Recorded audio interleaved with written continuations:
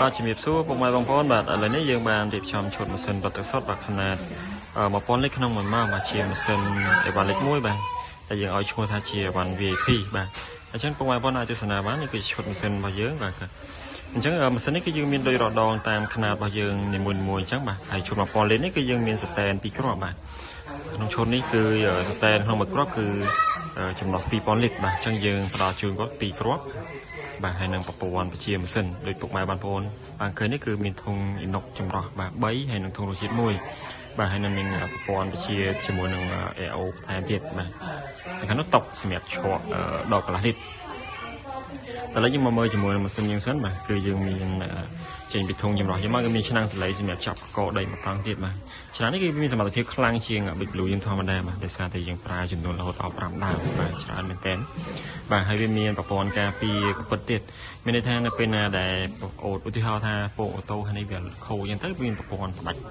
sensor វាបន្ថែមមកតង់ទៀតបាទគឺការពារនៅធុងចម្រោះខាងក្រោយដោយសារតែធុងចម្រោះនៅពេលដែលវាកពិតវាអាចនឹងបែកបាទអាចនឹងប្រេះស្រាំអីចឹងទៅបាទបើសិនជាស្មាច់គឺបែកដែរបាទអ៊ីណុកគឺវាកពិតហើយគឺពិតហើយអត់អាចមកវិញកើតទេបាទហើយចូលមកមានស្តែនមួយទៀតនេះសម្រាប់ស្តុកនៅទឹកសុទ្ធដែលយើងចម្រោះរួចបាទហើយរហូតចឹងទៅវាមានម៉ូទ័រមួយទៀតសម្រាប់ជ្រក់បាទខ្ញុំមានថាវាបូមពីស្តែនហ្នឹងមកគឺសម្រាប់ជ្រក់ជាមួយនឹងដបកន្លះលីត្របាទកន្លែងនេះសម្រាប់លាងបងប្អូនបាទអញ្ចឹងពុកម៉ែបងចង់ដឹងថាពីរបៀបលាងរបៀបច្រកអីពុកម៉ែអាចមើលវីដេអូខាង page យើងខ្ញុំបានបាទយើងធ្លាប់ផុសដែរបាទយើងរុញចូលមកកន្លែងជ្រក់ហើយកន្លែងវាខ្ចប់ហ្នឹងទៅបាទតែយើងគេចប់ហើយអញ្ចឹងពុកម៉ែបងប្អូនបាទសិនជាមានតម្រូវការចង់បានម៉ាស៊ីនដែលមានគុណភាពល្អបាទមានការធានាមានជាងដែលមានជំនាញច្បាស់លាស់បាទទៅលើម៉ាស៊ីនពុកម៉ែបងប្អូនបាទអញ្ចឹងពុកម៉ែបងប្អូនក្នុងឱកាសបុណ្យខ្ញុំបានខាងមុខនេះគឺយើងមានប្រូម៉ូសិនបាទម៉ាស៊ីននេះបងប្រុសគាត់បានជ្រើសរើសជាមួយនឹងប្រូម៉ូសិនរបស់យើងបាទគឺការបញ្ចុះតម្លៃបាទម៉ាស៊ីននេះគឺយើងតម្លៃនៅក្នុងខេត្តបន្ទាយមានជ័យបងប្អូនបាទយើងភ្ជាប់ឲ្យគឺស្រស់ស្អាតមែនតើបងប្អូនភាសា VIP គឺយើងងាយស្រួល